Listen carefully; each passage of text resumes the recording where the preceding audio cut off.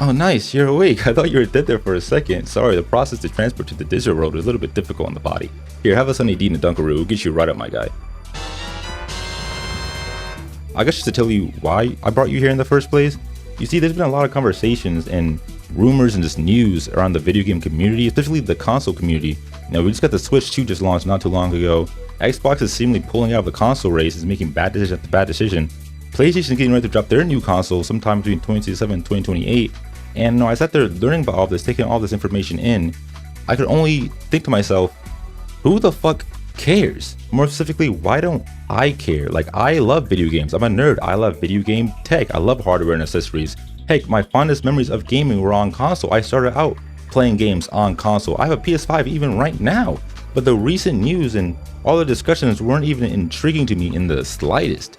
And I started thinking about that and ponder it, and I started to investigate, and my investigation has brought me here. There is foretold a sacred time in console history, the golden age as they call it, when video game consoles made people feel things, happiness, excitement, joy. But then someone, an evil masked figure, took it all away from us, robbed us from what defined that generation and what it was built on. Who was this person? What did they steal that was so important? Sit down, because you're in for a crazy ride. This is the lost art of video game consoles.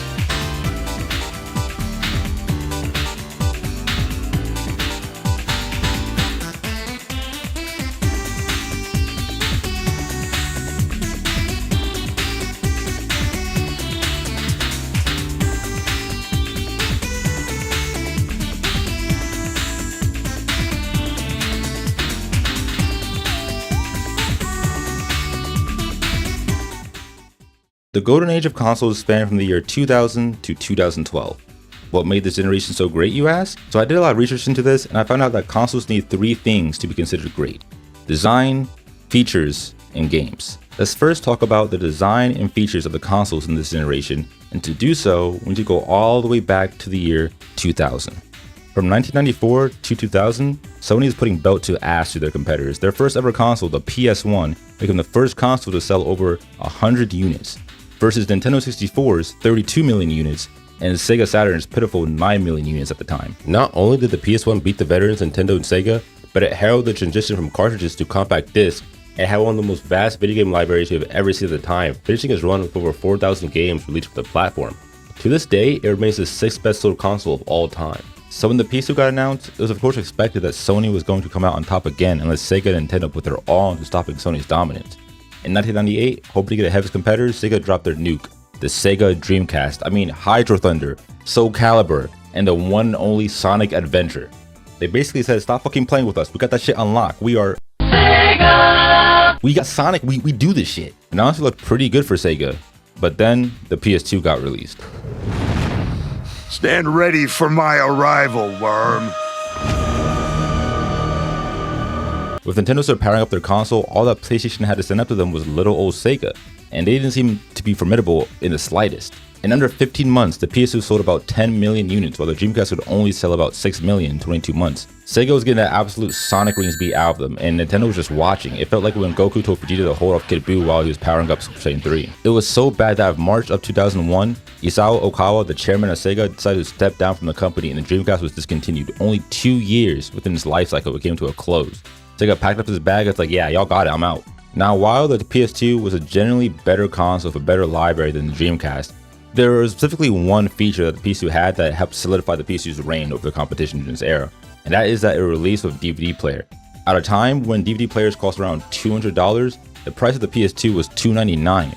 So it kind of made sense to buy a PS2 because you get a video game console and a DVD player for only around $100 more than the cost of a DVD player. Also, it kind of helped kids, sell their parents that they needed a PS2. Like, hey guys, you guys give me a PS2, I got a new video game console, y'all got a DVD player. It's a win-win.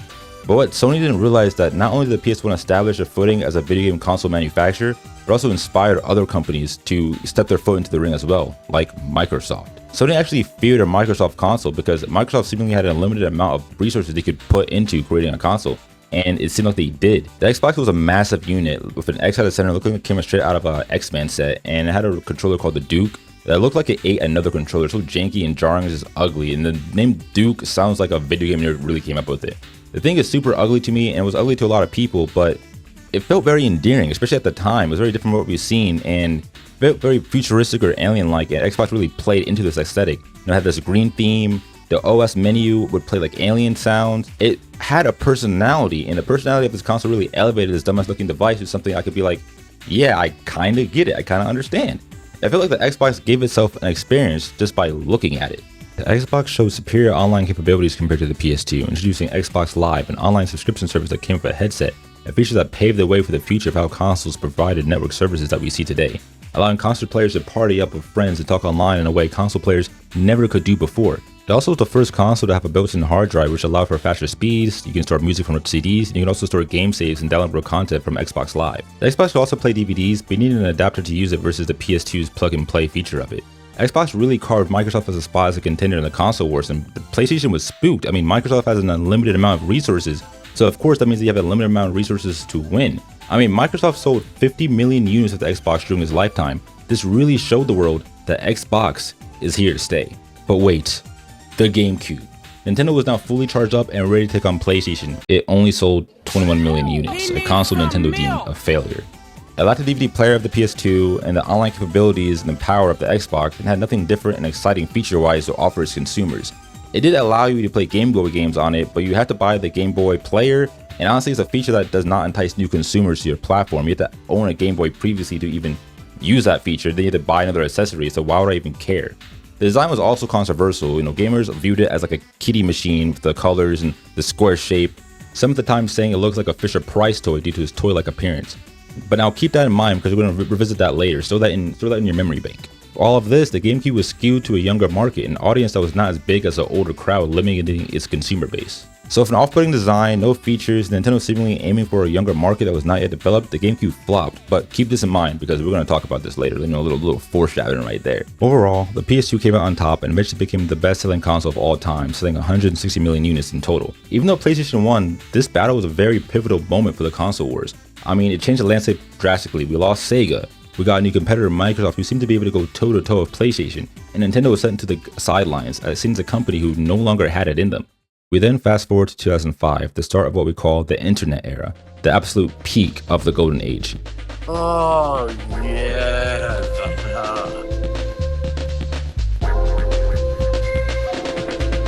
Microsoft realized the limitations of the original Xbox and how off-putting it was to have it in a living space, so they brought in two design firms. Hers, a company based in Japan, and Aero, a company based in California, and pit them against each other to create the design of their next console. Each firm presented a design, then it was shown the other's design. They then each created a new one based on the previous design, and after 6 to 8 different reinterpretations, the Xbox 360 achieved its final form. On November 22nd, 2005, the Xbox 360 was born. A generational console that was not only aesthetically pleasing, but technologically made sense. Honestly, one of my favorite console designs of all time, right next to the PS2. The design was not only great, but it showed that Xbox was maturing as a gaming company. Aero described the change from the original Xbox to 360, the first Xbox process, as a painting. It was an additive process, and we didn't necessarily end up with the painting we had originally envisioned. I like to look at the Xbox 360 as a sculpture. I mean, that's kind of hard. They were getting serious about this shit, and it paid off. Xbox sold really well the first year they dropped, selling about 1.5 million units. The PS3 released a year later, and while I do like this design, it's not touching the 360. I'm sorry, 360 is a better looking console to me. Fight me over it. But I will say the PS3 having a rechargeable controller, not having that huge ass 360 power brick, it does give us some points. The PS3 sold around 1.7 million units in a year. The Xbox 360 brought achievements, the Windows Media Player. You could make cool little avatars. I love making little mini-me's. You could also watch Netflix with friends on the 360. These little mini-me's would be like watching it as you sat with your friends. It was just so cool. I need more companies to make little mini-U's. They need that trend to come back. Bring that back. But the craziest thing that the 360 brought and did at the time was allow you to have party chat outside of games, cross game chat. I never had a PS3, I only had a 360 at the time, and I never knew that the PS3 did not have cross game chat. Like, you could not talk to your friends unless you guys were playing the same game. You had to party up in the same game to talk to each other. That's kind of insane. I did not know that the PS3 had that limitation. But with the PS3, you get a built-in Blu-ray player, you got dynamic themes which you can customize and fully animate your background. You also have free PlayStation Network, and if you had a PSP, you could remote play. While the two consoles both offered innovative online experiences, the overall features themselves were different enough that it could be difficult to choose which console you wanted. It felt like gods were fighting and we were just witnessing greatness before our eyes, and oh my god, we bowling! Nintendo was stronger than before. It learned from its previous battles. With every loss, it acquired another piece of the puzzle to succeed. And a week after the PS3 launch, launch, the Wii was born. You thought you'd never see me again, didn't you? Well, too bad. I'm alive. The Wii blew my mind as a kid, and probably a bunch of other people at the time. I mean, I could go bowling inside my house. Like, what the fuck? I could play tennis with a little dude using my hands. That's insane. Xbox and PlayStation did try to respond to the Wii and bite Nintendo's flow, but it just wasn't done well. Like, I didn't want to, play the floor is lava virtually. Like, I don't care about that. It seemed like with every loss Nintendo faced, they learned, or maybe even planned this out. When the GameCube released, Nintendo was already working on the Wii, and while the GameCube did not sell well, it helped establish Nintendo's footing as a family company. So when they released the Wii as a family machine, it kind of made sense in people's minds. It grabbed the attention of people wanting a video game console for their kid and family and sold them away from PlayStation or Xbox. Like, I don't want my kid playing shooters or GTA and fucking strippers. No, here's Mario. In less than a year, the Wii outsold the combined sales of the PS3 and the 360 and went on to not only beat out PlayStation and Xbox in that generation, but went on to become the third best selling console of all time. Nintendo understood something that the other companies failed to understand at the time, and honestly might fail to understand to this day, and it's that an important component to a good selling game console is the features.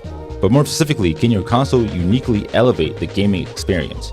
AKA, what gimmick does your console have? The Wii was honestly a lackluster console. The Wii lacked the ability to play DVDs, didn't have Xbox Live parties, underperformed power-wise just like their predecessors, and it didn't even play games in HD. No one was like, oh my god, I have to buy the Wii for the photo channel, cannot wait to view all the photos of my SD card on my TV, or like, oh, the weather channel, oh, that's so cool. But none of that mattered, because not only could you throw hands with the boxing champion himself on the Wii, but you could do it using your fucking hands. Talking about how the development of the Wii differed from the other tech roadmaps, Iwata responded, if we had to follow existing roadmaps, we would have aimed to make it faster and flashier. In other words, we would have tried to improve the speed at which it displays stunning graphics. But we could not help but ask ourselves, how big an impact will that direction really have on our customers? See, at the time, Xbox and PlayStation were so focused and tunnel visioned on power and online features, which was perfectly fine at the time because there was a huge leap in graphic capabilities between the PS3 and the PS2 and the 360 and the first Xbox. It seemed like the companies, though, were completely just comparing dick sizes and be like, oh, we have the most teraflops, oh, we can watch all these movies on my device.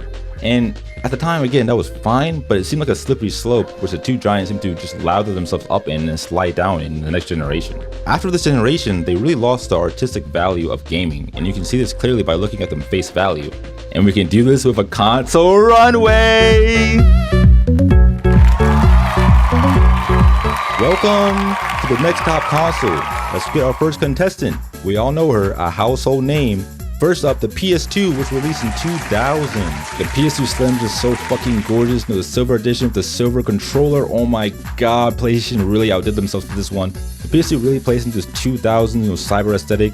Like, when you think 2000s, you think of the PS2. 10 out of 10 across the board, straight perfection. Mwah. Bring out the next contestant. Alright, next up we got the GameCube releasing in 2001. Okay, she's a little different. Definitely one of those, what do them girls say? I like my guys a little ugly, I like ugly guys. Definitely one of those things that have to grow on you a little bit. Look like, okay, I kind of do like it. The purple and gray design is amazing. I don't care that it looks toyish or whatever. I love the color purple on technology, and I hate that it phased out of technology nowadays. I do love the cube design of the Nintendo GameCube. The portability with the handle, and just distinguishes itself from the competition with its size. I just love it. And I do not like the 4 holes in the front though. Kind of freaky. What are you trying to say here, Nintendo? Pause. 4 holes in the front. All around, I gave this an 8 out of 10. Deducting points because the GameCube controller makes me feel uneasy for some reason. I don't know what it is, makes me feel queasy. But the cube with the handle, that's a highlight of the machine for me. Definitely 8 out of 10. Alright, we're gonna go forward in time a little bit with the PS3 releasing in 2006. Now, this console is a step down from the PS2, but I do like it. I definitely like how they did the disk drive, especially on the Slim model where it's like a hidden compartment. I love it. And the name on the plate, straight over. The name on the plate is straight over, but still a drop down from the PS2. I'm giving about an 8 out of 10. Still, good props to Sony right there. Next up, we got the marvelous, the stunning, the beautiful Xbox 360s. Look at how this console looks. Oh my god, it's nice. The little snatch waist and the green dot. Who is touching this? A little story, but my girl and I went to an old game store and she bought an old Game Informer with the cover of Batman Arkham City because that's our favorite game. And I was flipping through the magazine and I saw this cool ass 360 advertisement where people were holding the 360 up to their eye with a dot at their eye, and like, damn, that's fucking hard as hell. That's so cold. I miss those type of advertisements. The meaning the 360 is supposed to convey is my favorite of any console. Brett Lovely, the president of Astro, the company that worked on the 360 design, said in an interview that Microsoft sees it as an amazing digital portal, an access point. They wanted something that would be this gateway from the physical, tangible real world to the voyeuristic world of gaming. So the idea is that we got this box that's a containment device that's containing some pretty amazing power. We wanted something that wasn't just a static box, but that reflected the harness power. Having taken the X off the top of the system, we also designed it so that no matter what face of the console you looked at, you would still see a subtle X shape because of the ergonomics of it. We talk about it in the terms of inhale. It's like the console is breathing in, pulling in all this energy before you release it again. That is sick as fuck. I know it's a long quote, but I just had to show y'all that they were cooking. But that's enough of the glazing. Let's talk about what Xbox has in store for us after the 360, shall we? Releasing in 2013, the Xbox One.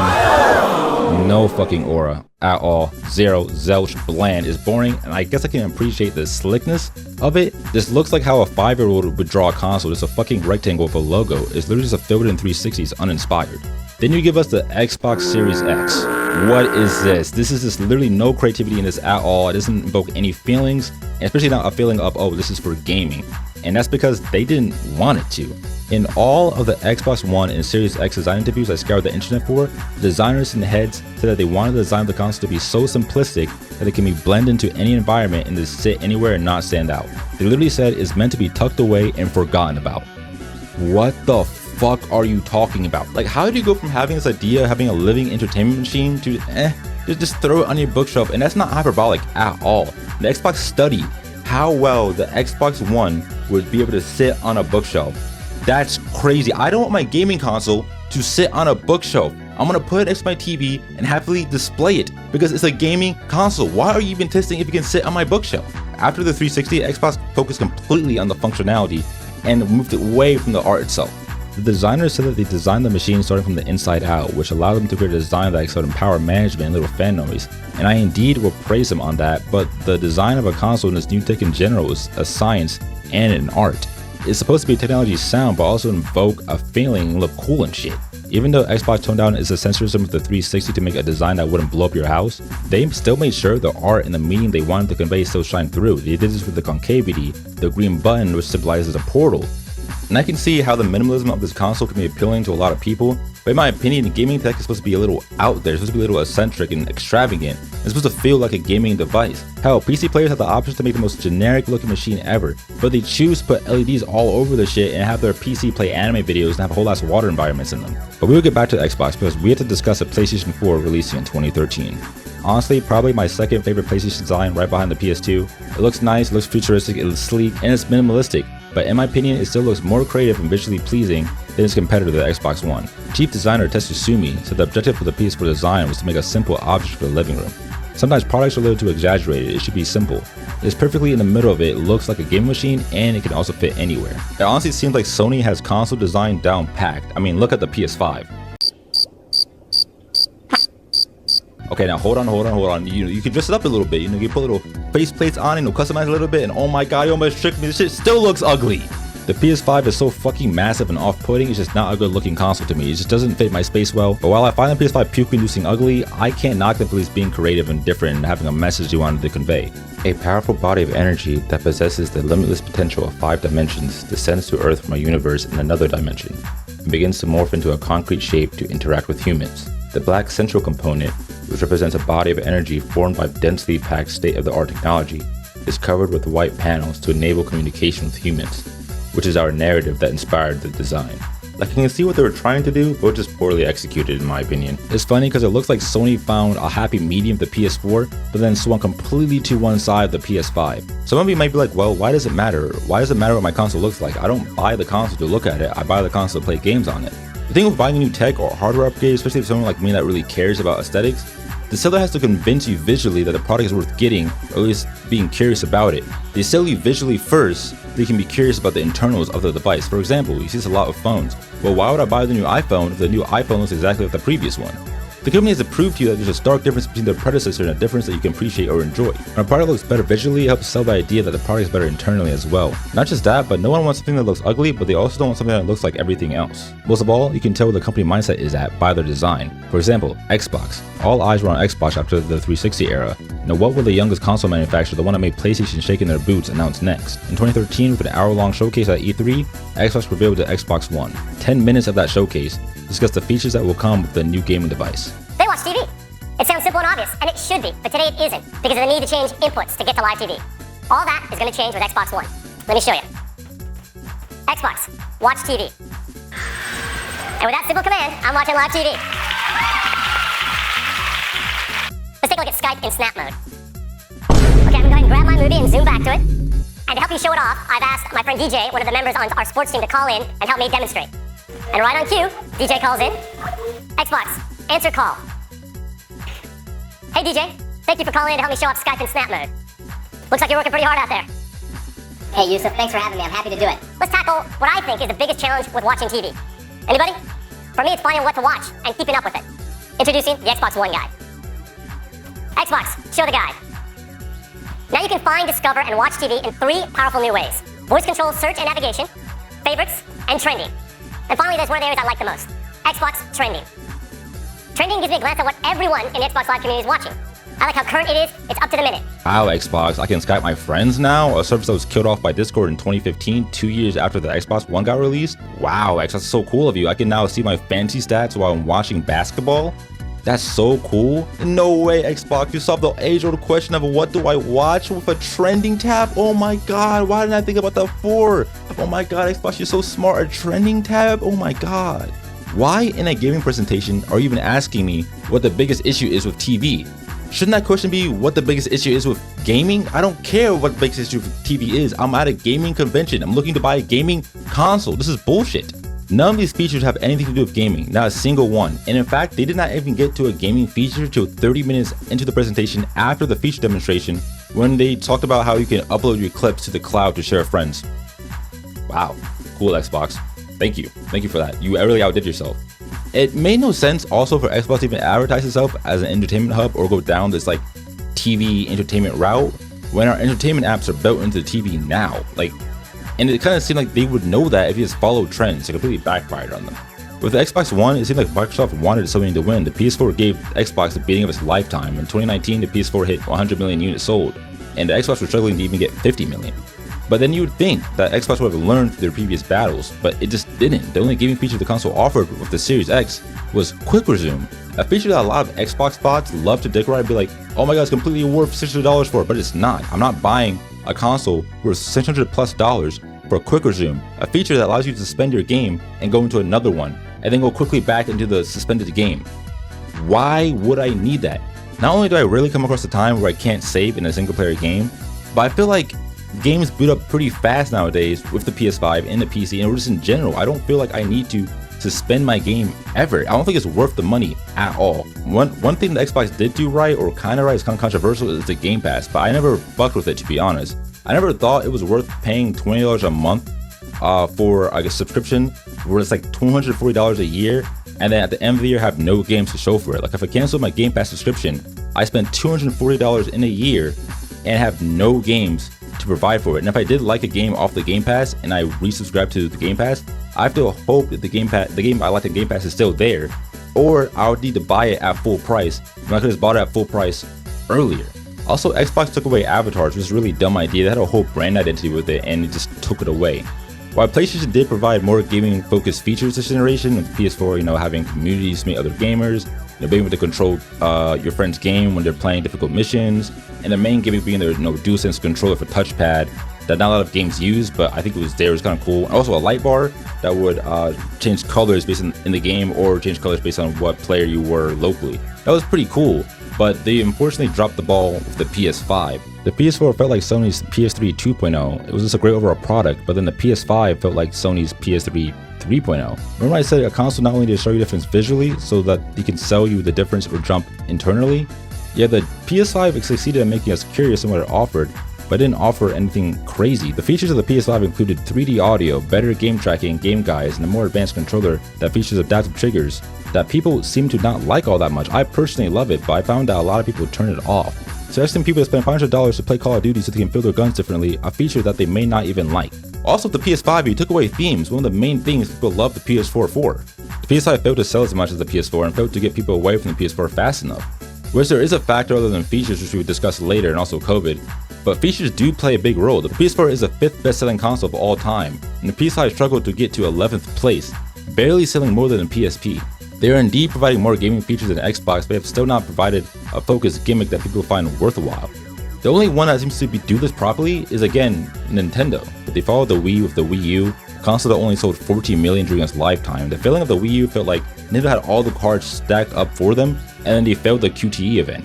It featured a handheld that was uncomfortable to look at and even more uncomfortable and difficult to actually hold. The main gimmick with the Wii U is that you could play games with the gamepad 25 feet away from the main console. So basically you could play your games in the bathroom, like that's cool, whatever. This console sucked, but it seems like Nintendo loves doing this thing where they put out a product out there to fail just to set up another product, because the Wii U was basically the Switch beta. A game-changing console that sold over 150 million units during its lifetime, becoming the 3rd best-selling console of all time, behind the PS2 and the Nintendo DS. The Switch owes a lot of its success to having an amazing design and its 2 main gimmicks: a home console you can take anywhere and play on the go, and Joy-Cons that can turn one controller into 2. Without the Switch, you don't get PC handhelds, and without the Wii, you don't get Kinect and, dare I say, VR maybe. But why? Why does Nintendo constantly find themselves at the top? Why does Nintendo constantly find themselves making new revolutionary features and gimmicks? It's because Nintendo had Gunpei Yokoi, the Gojo of the console wars. Gunpei Yokoi was a toy maker and a game designer for Nintendo from 1965 to 1996. Actually the 2nd employed game designer at the company. This is the man who created the revolutionary Game & Watch, the Rob, the Game Boy, and the Virtual Boy. He's the one that put Nintendo on the map. Yokoi was also Miyamoto's mentor, teaching him a lot about game design, offering a valuable input to Miyamoto's games, like convincing Miyamoto to give Mario superhuman-like abilities like jumping high and including a multiplayer component in Mario Bros. Without Yokoi, you don't get any of the projects that Miyamoto helped to create, like Zelda, Smash Bros, Pokemon. Yokoi engraved in Nintendo his design philosophy of lateral thinking with withered technology. Withered technology in this context refers to mature technologies which are well understood and tend to be more affordable and reliable. Lateral thinking refers to finding innovative ways of using said technology. Yokoi believed that toys and games do not necessarily require cutting-edge technology. Novel and fun gameplay are more important. In an interview, he suggested that expensive cutting-edge technology can get in the way of developing a new product. When you're trying to get a new consumer base, or even trying to steal consumers from a competitor, you have to offer a fundamentally different experience, which is what Nintendo learned early on. If you put the Switch next to the PS4 and Xbox One, or the PS5 and Series X, it is vastly different from its competition. But more than that, it is vastly different from its predecessors. The experience on the Switch is nowhere close to the same on the Wii, and the experience on the Wii is nowhere close to the same on the GameCube. But you can't really say that with the PS4 and the PS3 or the Series X or the One. One reason for that is that Sony and Microsoft are so focused on providing the most powerful console ever, instead of focusing on revolutionizing gaming. It's just a weird angle for them to go down, because only a small group of console players even care about having the most powerful console or graphics, and the people that do, they nitpick games for how their water looks, or how the grass isn't green enough. They will constantly beg for more and more, and you will never satisfy them, so why are we trying to appease them? And when you have two consoles that are both providing a similar experience feature-wise, the only thing that will sway you to one side or the other is the console's games. Games as a whole, not just exclusives, are the third ingredient to making a good console. Now, this is a touchy subject for console gamers, especially right now, but I think the discourse has been swayed in the wrong direction. In this new generation, starting 2013, I don't think any company handled the console's game catalog in the right way. Some do it better than others, yes, but I don't think any of them do it amazingly. We're going to start off this conversation with the most controversial console to talk about regarding games. And that's the Nintendo Switch. You might be like, well, the Nintendo Switch has games, what are you talking about? Well, the Switch constantly gets left out of the console has games discourse because of the popular exclusives it has, like Mario Kart, Super Smash Bros, Zelda, Breath of the Wild. Those games are great, like don't get me wrong, I love those games. But once you play all the tracks in Mario Kart 8, or you played out Super Smash Bros, what did the Switch One have?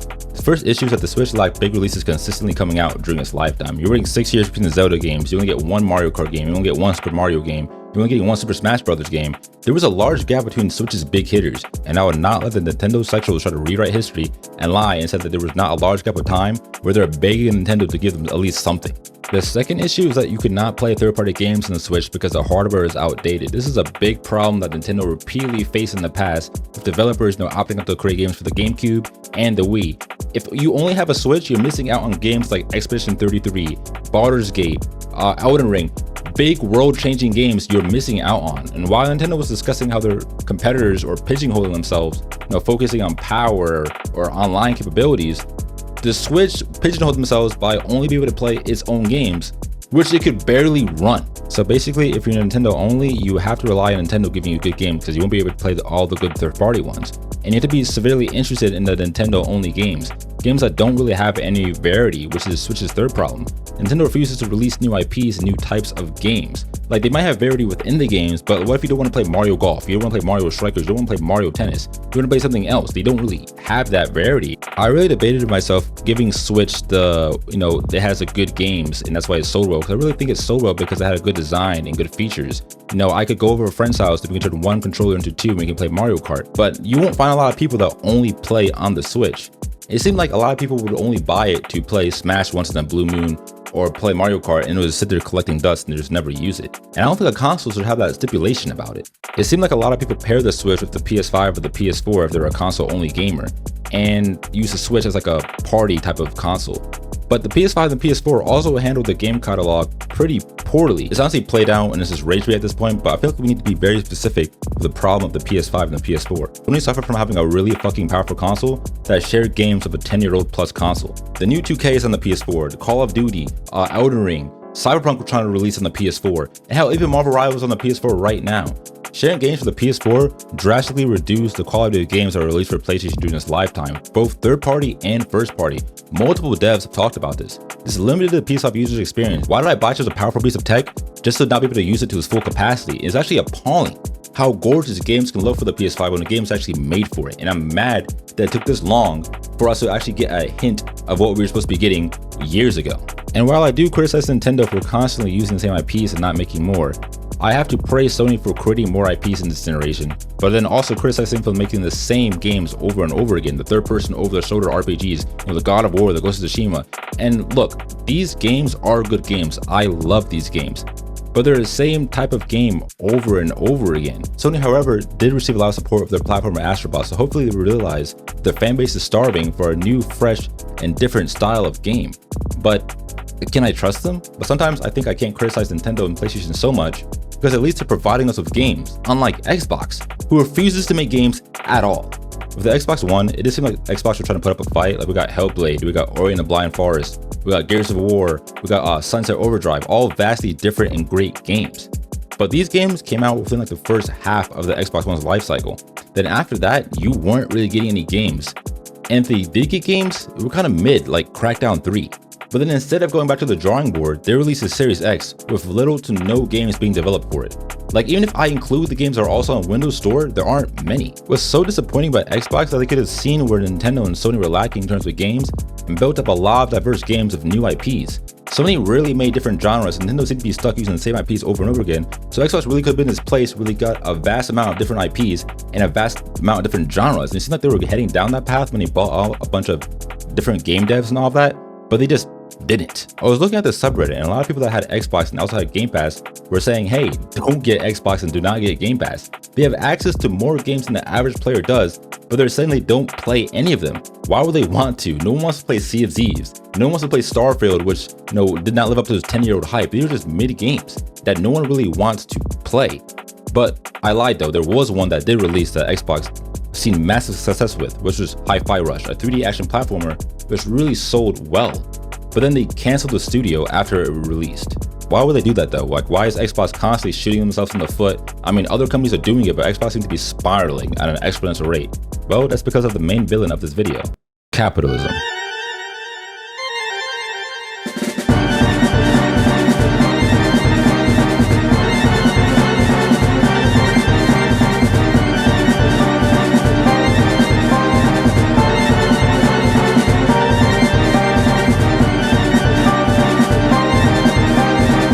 I can feel the passion and art behind a console release, the way the companies would get on stage and rave about their console new experiences, the meaning they would tell us about their consoles, and when I was actually playing the console and holding the controller in my hand, I could feel like I was holding something made by gamers for gamers. As I was writing this video, I couldn't help but constantly think, making a good console is easy as hell, like it's relatively simple. Like of course ignoring the actual work that goes into it, and the whole business side of it and all that stuff. And as a consumer, you can't sometimes help but think that from time to time. Like if you tell a 12-year-old me while playing Batman Arkham City that, hey, there's gonna be a new co-op Arkham game released in the next 10 years. You're gonna get Suicide Squad, you're gonna get Gotham Knights, where you can play Batgirl, Nightwing, Robin. I would really think those games will be so good, the best games of all time. I cannot wait to play them. But then you fast forward and the games are ass. They're microtransaction filled, they're shitty, they're unpolished. They're just shitty ass games. But really they are shitty because they had a clear blueprint of success. Just make Batman Arkham and put co-op in it. It has to be so easy. All you have to do.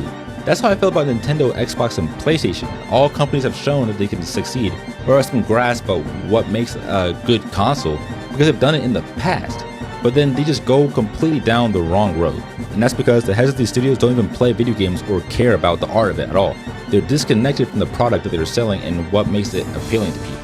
Phil Spencer, head of Xbox, said in the interview, it doesn't matter if we make good games. Xbox can't compete with its competitors. I see commentary that if you just build great games, everything would turn around. It's just not true. This man just threw in the flag and said, hey, we give up. We can't do it. Even if we make good games, we couldn't compete.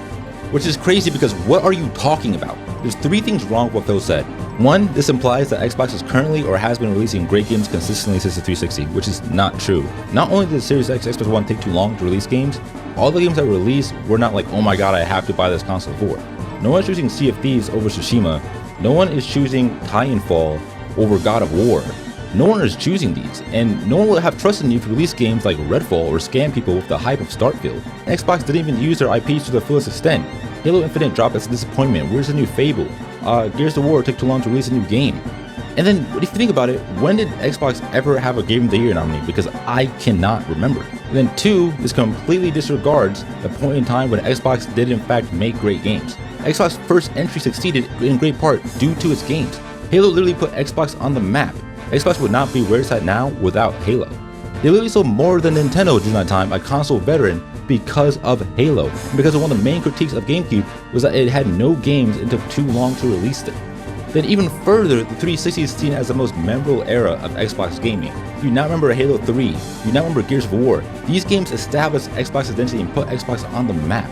But when you look at Xbox now, it has no games to identify itself with. I look at Nintendo, I think Mario, I think Xenoblade, I think Zelda, I think Smash. I look at PlayStation, I think Tsushima, I think God of War, I think Spider-Man. But when I look at Xbox, I don't feel anything. I don't identify it with anything. But instead of acknowledging what made the 360 so memorable and great, you basically shit on it. You move away from the persona or image Xbox has established for so long, and you tell your consumers, hey, I'm not gonna do that anymore. Here's fucking Game Pass. Here's entertainment apps. I'm never gonna provide you a genuine good gaming console experience ever again. You basically told your gamers to fuck off. Imagine if after Nintendo lost to PlayStation with the 64 and failed with the GameCube, they just gave up and we never got the Wii, we never got the Switch after the Wii U. But Xbox lost twice. Xbox lost twice to PlayStation and then shit in their hands. And they didn't even lose by that bad. The 360 didn't sell as well as Xbox wanted and they said, you know what, fuck my fans, here's always on DRM. They really looked at their adoring fans with Master Chief body pillows and their fucking Fable shirt on and said, hey, you know what, you need an internet connection to play your games. They did eventually walk this back, but that should have been the first red flag, like, oh yeah, Xbox is crashing out, they do not care at all. Every decision that the company has made after the 360 was not to improve the gaming experience at all or provide anything meaningful, but to maximize profit and control. They first wanted to control the mediascape. That didn't work, but so now they're controlling these game studios, but now they're just laying off people and not making games. Their want of everything resulted in them having nothing. Kind of made sense though for Xbox to be the first to fail because they are owned by a software company, Microsoft, a for-profit company that is from America at the heart of capitalism. But what I've shown throughout this video though is not just Xbox going down its capitalistic path. PlayStation and Nintendo is also following suit to this as well. I mean, look at Sony. They had a whole weird fetish for live service games and want to become a platform that can be home to a genre that's built on milking its players' pockets. Why? Originally, PlayStation planned to release 12 live service games by 2026, but then reduced it to 6 games. 2 of those games, Marathon and Concord, were massive failures. They put millions of dollars into Concord just to take it off within like a week. Then they put millions of dollars into Marathon just for them to push that game back indefinitely. This game is failing, and then Astrobot being as successful as it was should be a slap to the face to Sony that, hey, your fans do not want these live service games. All that money they put into making these failing live service games, millions of dollars, They could put all that money into making genuine good single player experience for the PS5 instead of starving their fans, but they didn't. This is, hey, here's Last of Us 2 remake for the 4th time in a row. And I want to point out how crazy this is, because if, let's say, Concord succeeded or Marathon succeeded, or they did release 12 live service games by 2026 or whatever, I assure you, we would have seen a drastic reduce in the amount of single player experiences for the PS5 and future consoles if those live service games released and were successful. Because Sony would have been like, okay, cool, I'm gonna start laying off people just like Xbox did as well. They did also lay off people, but they would lay off more. They would have been like, yeah, I don't need to make any more games anymore because y'all were just buying or playing the same game over and over again. That's what they wanted. Nintendo, the only company out of the 3 that is gaming center only who has to succeed making games to be profitable, I think that they were able to recognize early on the failures of the Xbox and PlayStation, but they're still a corporation at the end of the day, and they also want money, and they're also corrupt as well. I mean, Reggie Miller had to plead to Nintendo to include Wii Sports with the Wii. You know, the game that basically was supposed to show off the Wii capabilities when he bought the console? Reggie Miller had to beg them to put that in the console for free. It seems like Nintendo has amnesia and told their fans to buy a Welcome Tour, a game for $10 that's designed to showcase the Nintendo Switch 2. Why are you releasing such a lackluster game and pricing it at $10 that showcases the Switch 2 capabilities unless you just wanted to maximize profit? And that's the problem with Nintendo. I mean, you see that with how they said, hey, you guys want to play these old Mario games? Give me a whole rack for it. I'm going to make a lot of fans mad with this one, but I don't think the Switch 2 is going to be a great console. I think the Switch 2 is just a cash grab for Nintendo. I don't think it's anything more than that. After 10 years of the Switch, Nintendo releases Switch 2 with basically the same exact experience as Switch 1. Switch 2 is basically a Switch Pro. The Switch released underpowered for a time that could barely play any games, and they gave you all the Switch 2, which still released underpowered and it has the same exact features as the Switch 1, but now you can play more games. It's basically a Switch 2 Pro, or Switch Pro. But don't worry, they give you a new button that you can't use unless you pay for it.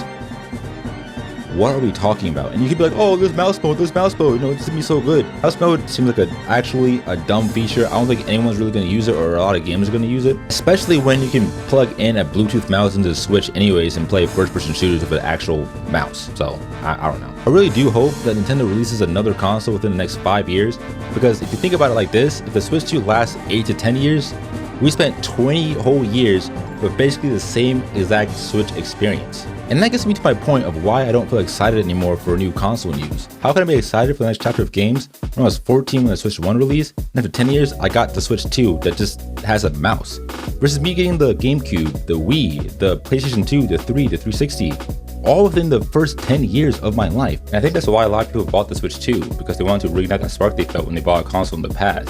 It's kind of sad that a lot of people have to convince themselves that a console or product is worth it because the product that they currently have is not doing it for them. I also think that's why retro consoles are so popular right now, because they're looking for something else to kind of make them feel something. And I'm saying everyone that bought Switch 2, you know, had to convince themselves to lie to themselves that their money was worth it. But I do see a lot of people, you know, say, hey, I refunded the Switch 2, it was not worth it, it kind of was just hype for it. I do want to have hope that the next generation of consoles will change things up, but how can I believe that when companies themselves do not believe in the art anymore? But not just that, they don't even compete with each other at all.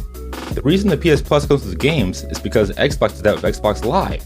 But now, why do I expect PlayStation to offer anything different when their competition basically dropped out? In the golden age, with each new console release, I felt like I was about to play video games in a way I never did before. But now these companies are now focused on nickel and diming me instead of elevating my gaming experience. I was always one to be like, console gaming will never die, you know, PC gaming won't kill consoles because it's a different market and different audiences. You know, console gaming is here to stay. But now, I don't think I was completely right. I do think PC gaming won't kill consoles, but I think what can kill consoles is capitalism. The heads of the companies do not believe in art at all, and they only believe in efficiency and profit. And as someone that works in the tech industry and I works around a lot of these CEOs, trust me, a lot of these CEOs of these companies do not care about art at all. They don't watch any movies, they don't play any video games, they don't consume media at all. And that's why they're so detached from what people want. So how do we fix this? Well, first, stop buying bad products or products you're not even comfortable with purchasing. You don't need the Switch 2 if you're just gonna have it sit on your counter and rot away. Actually, wait for the reviews to come out and then you purchase a console if you feel like you want it. Or maybe wait till a game you want comes out. You don't need to force yourself to buy something that's just gonna sit there. Don't let FOMO be the reason you spend money. And also, there's always like a honeymoon phase when new games and new tech comes out and people refuse to let anybody criticize it. Either you overly criticize it or you overly love it. And I feel like there should be some in between. Now, I feel like I can criticize a console, criticize a product without coming off as a hater. I also feel like I could praise a product without coming off as a glazer. We need to have more nuanced conversations. But what do you think? Do you think the future is looking good for consoles? Do you think this generation has actually been good and actually been sitting on it for too much? Let me know in the comments. I would love to have an actual discussion on it. I want to have everybody's point of view. I love talking to people about this type of stuff. It's just interesting, and it's different from all the rage bait you see online and actually having genuine conversation with people. That's why I make videos. I actually want the gaming market to change, and I think we won't have that change unless we have genuine conversations about it. So if you guys like this video, please give it a like, please subscribe, and please leave a comment below. Give me your opinion. I'd love to talk to y'all. And I'll see y'all in the next video. Peace.